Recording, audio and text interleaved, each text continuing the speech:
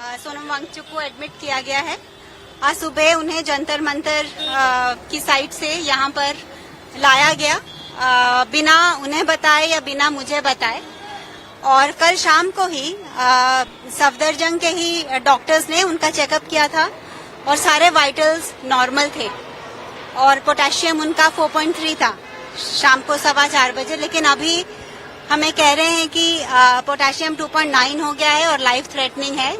लेकिन जब हमने कहा कि रिपोर्ट दिखाइए, क्योंकि हम बिना रिपोर्ट के कुछ भी उनको देना नहीं चाहते हैं, मैंने क्लियरली ये कहा है कि कुछ भी ओरल या इंट्रावेनस बिना मेरी कंसेंट के उनको नहीं दिया जाएगा और जो भी दिया जाएगा वो रिपोर्ट के बेसिस पे दिया जाएगा। लेकिन वो हमें वो रिपोर्ट दिखा तो रहे हैं जिसमें 2.9 है उनका पोटेशियम, लेकिन दे नहीं रहे।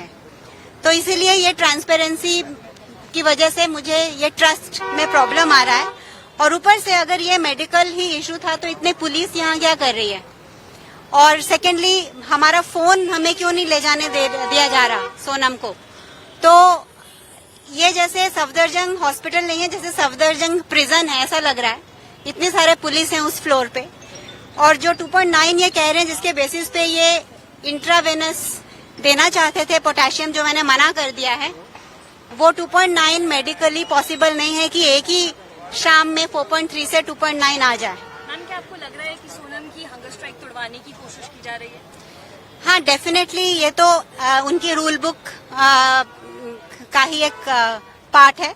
ये तो हमको पता ही था कि वो कोशिश करेंगे कि जो मंडे, एक्चुअली ये जो पिछले 20 दिनों से प्रोटेस्ट चल रहा है, ये एक मिसाल है देश में कि जिस जेनजी को इतना उनके बारे में बुरा भला कहा जा रहा था, उसी जेनजी ने ये दिखाया है कि कितने पीसफुल प्रोटेस्ट से, कितने सही तरीके से हम अपनी मांगों को आगे रख सकते हैं।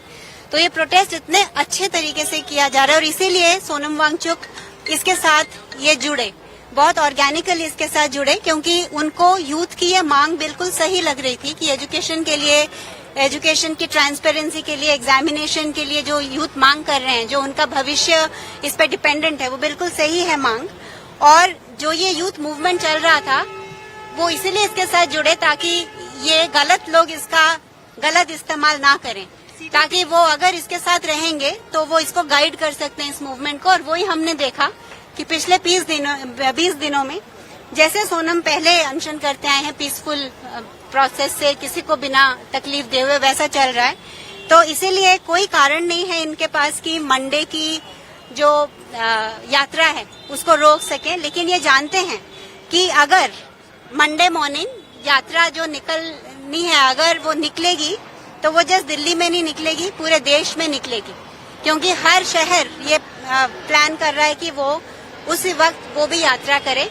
और अगर सोनम की तबीयत, मुझे तो नहीं लगता कि उसमें कुछ खराब है उनकी तबीयत, वो बिल्कुल ठीक है।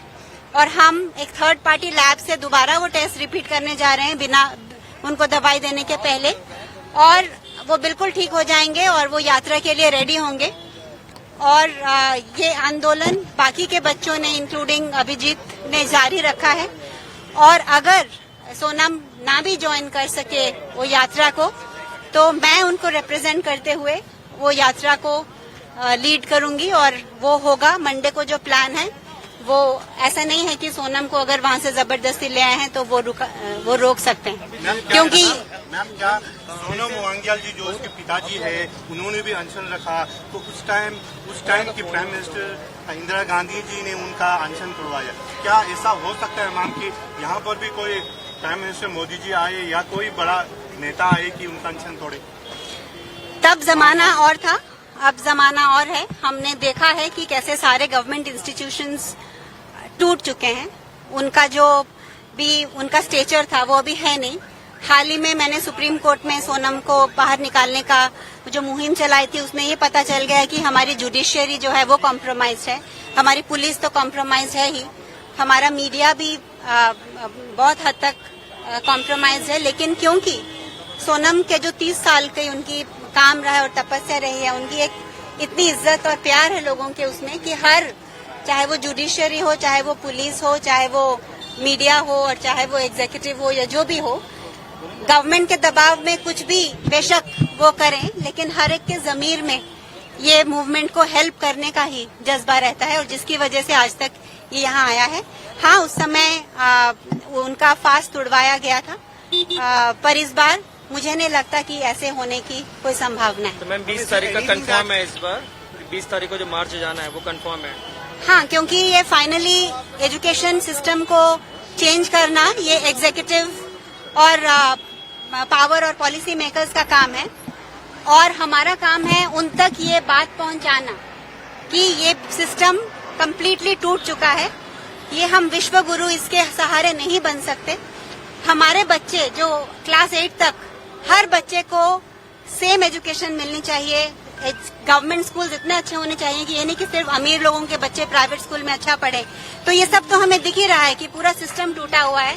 ये जो नीट का एग्जाम लीक हुआ ये तो जस्ट एक छोटा सा सिम्टम था, लेकिन ये जो ब्रोकन सिस्टम है ये तो हम सबको पता है। तो ये जो मूवमेंट है ये जस्ट एक प्रोटेस्ट, एक पेपर लीक के लिए नहीं है, ये पूरे देश की जमीर को, कॉन्शियंस को जगाने के लिए है और वो सफिशिएंट हद तक जग चुकी है। क्योंकि जब तक हम सिर्फ चावल और राशन मांगते रहेंगे तो गवर्नमेंट हमको वही देके खुश रखेगी, लेकिन जब हर नागरिक शिक्षा की मांग करेगा, जो अभी इतना अवेयरनेस और अवेकनिंग आ गया है ये प्रोटेस्ट के बाद, तो मैं चाहती हूँ कि सोनम वांगचुक ने जो 20 दिन तक फास्ट किया और अभी भी जारी है, क्योंकि अभी वो डॉक्टर्स इलेक्ट्रल पाउडर देने की बात कर रहे थे लेकिन उन्होंने मना किया कि वो फास्ट अभी भी उनका जारी है। तो वो सिर्फ एक छोटे से पॉलिटिकल मिनिस्टर तो आते जाते रहते हैं और वैसे भी कोई मिनिस्टर्स को याद नहीं रखता, लेकिन जो ग्राउंड पे चेंज होता है उस पे ये होता है। तो वो मिनिस्टर को तो खुद ही रिजाइन करना चाहिए था, लेकिन उनका जमीर इतना जगा हुआ नहीं है, उन्होंने नहीं किया। लेकिन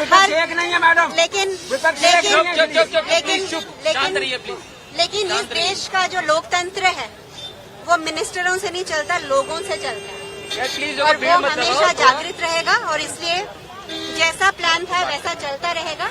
और आप निश्चिंत रहिए कि हम यहाँ हैं, सोनम की तबीयत बिल्कुल ठीक है और हम जल्दी ही उनको यहाँ से डिस्चार्ज करके एक ऐसे अस्पताल में लेके जाएंगे जिस पे हम ट्रस्ट करते हैं। धन्यवाद।